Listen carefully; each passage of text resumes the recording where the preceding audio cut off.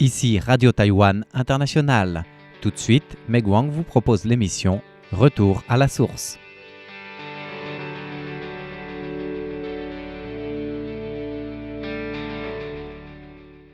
Bonjour à tous, notre émission de cette semaine est consacrée aux œufs avec le problème dans le secteur et surtout l'histoire de l'arrivée des œufs de poule dans le monde chinois.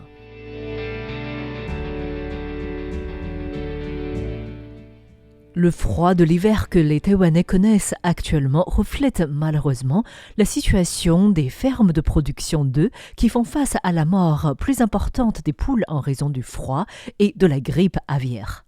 Ce froid de l'hiver complique la situation des œufs sur le marché taïwanais qui fait face déjà à l'insuffisance des œufs depuis plus d'un an.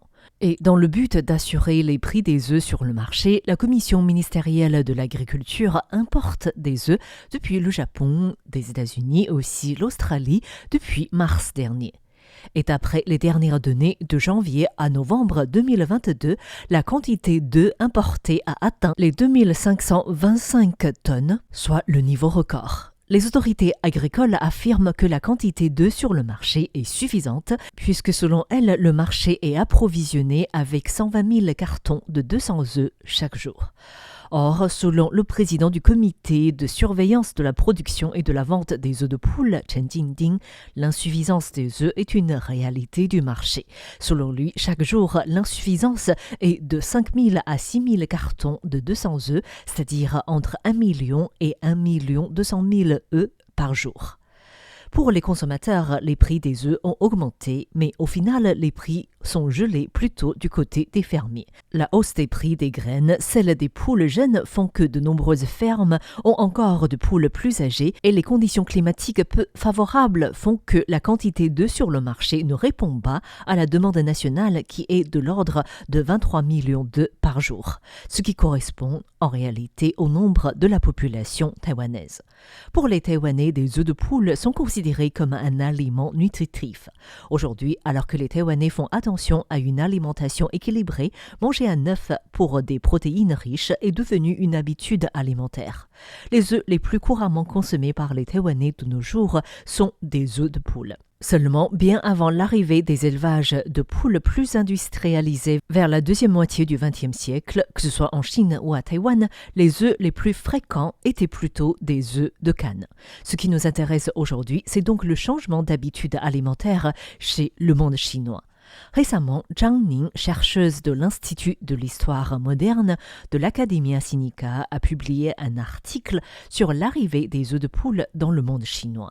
Zhang Ning s'est intéressée à cette histoire de la consommation des œufs de poule lorsqu'elle rédigeait sa thèse. Elle avait remarqué que c'était pendant la période de la Première Guerre mondiale que les œufs de poule étaient devenus une marchandise du commerce en Chine. D'ailleurs, son époux, qui est originaire de Kaohsiung, dans le sud de Taïwan, mangeait principalement des œufs de canne ou des œufs de canne salés quand il était petit, tandis qu'elle, qui vient d'une famille des Chinois du continent, arrivée à Taïwan après la Seconde Guerre mondiale, n'avait jamais mangé d'œufs de canne. D'après Zhang Ning, traditionnellement, des personnes choisissaient d'élever des poules ou de canards en fonction du climat et des habitudes de vie des volailles. Ainsi, dans le nord de la Chine, avec un climat relativement sec, il y avait plus de poules que de canards, tandis que dans le sud de la Chine, qui regorge des rivières et de lacs, la région convenait mieux aux canards qui aiment les milieux aquatiques. Et en termes d'élevage, traditionnellement, les poules étaient généralement élevées de manière sporadique par des agriculteurs, tandis que les canards en grand nombre étaient confiés à des personnes qui les emmenaient dans des cours d'eau.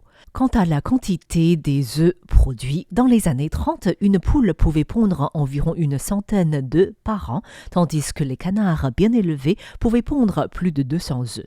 D'ailleurs, en comparant ces deux types d'œufs, les œufs de poule sont plus petits avec une coquille plus fragile, tandis que les œufs de canne sont plus grands en taille avec une coquille plus épaisse. Et les œufs de canne sont également parfaits pour faire des œufs transformés comme des œufs salés ou des œufs de 100 ans pour une conservation plus longue. Tout cela expliqué pourquoi le monde chinois élevait plus de cannes que de poules dans un premier temps.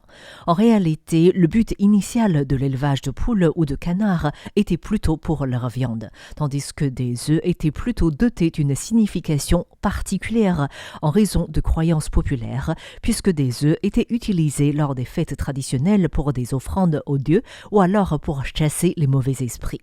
Ainsi, dans certaines régions dans le sud de la Chine, les résidents avaient l'habitude d'offrir des œufs de canne salés aux proches lors de la fête des bateaux dragons. Cela est lié au fait que la fête des bateaux dragons marque le début de l'été et l'humidité qui s'ajoute aux insectes ou aux animaux actifs font que des maladies sont plus courantes et la consommation des œufs de canne visait plutôt à souhaiter le départ des maladies. Et lors de la dynastie des Qing du XVIIe au XXe siècle, en raison de la maîtrise de l'éclosion artificielle, les agriculteurs pouvaient élever des poules et de canards en grande quantité. Et en plus, avec l'avancée des techniques de transformation des œufs de canard, les œufs étaient progressivement devenus une marchandise qui pouvait être vendue de manière individuelle sur le marché. Donc, à part la viande, les œufs de volaille pouvaient également être vendus en tant qu'une marchandise.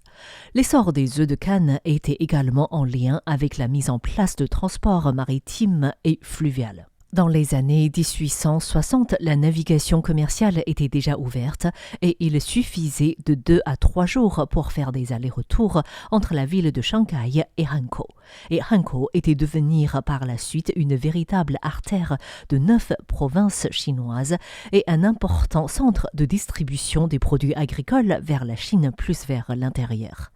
Et selon les données du gouvernement de Fuzhou de 1928, à l'époque, la vente des œufs était d'1 400 000 d'unités chaque mois, dont 70% étaient des œufs de canne contre 30% des œufs de poule. Mais avec la construction du réseau ferroviaire au début du XXe siècle, les marchands étrangers ont commencé à pénétrer dans diverses régions de la Chine le long des chemins de fer. Ces étrangers utilisaient des réseaux d'achat existants pour acheter un grand nombre d'œufs et ont ouvert des usines de transformation des œufs le long des chemins de fer. L'arrivée et le besoin de ces marchands étrangers ont initié toute une industrie des œufs en Chine. Seulement, ces marchands développaient cette industrie plutôt à partir des œufs de poule. Ainsi, au début du XXe siècle, des boutiques d'œufs vendaient essentiellement des œufs de canne, mais les marchands étrangers achetaient plutôt des œufs de poule. Une grande surprise ainsi pour le monde chinois.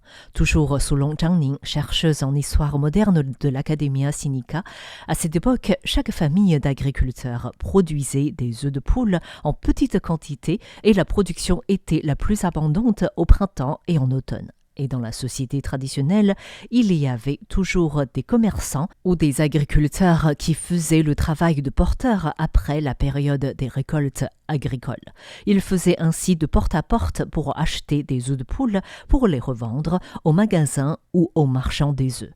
Ces derniers achetaient des œufs pour les revendre aux magasins des œufs des villes portuaires qui faisaient la transformation des œufs pour l'exportation. Dans un premier temps, l'Allemagne puis l'Angleterre étaient les principaux pays importateurs des œufs transformés comme des poudres d'œufs ou des œufs secs. Après la Première Guerre mondiale, la consommation des œufs de poule commençait à se développer chez des Chinois dans des villes portuaires. Mais dans le monde rural, les fermiers préféraient vendre des œufs de poule aux marchands étrangers pour avoir plus d'argent que de les manger directement eux-mêmes. La consommation des œufs de canne était ainsi plus intéressante économiquement parlant. C'était également la situation à Taïwan. Par la suite, avec le retour progressif des Chinois qui ont fait des études en Occident, la valeur nutritionnelle des œufs de poule était ainsi largement propagée et soulignée au sein de la société taïwanaise, puisque ces jeunes se basaient plutôt sur la recherche et des valeurs développées par la société occidentale.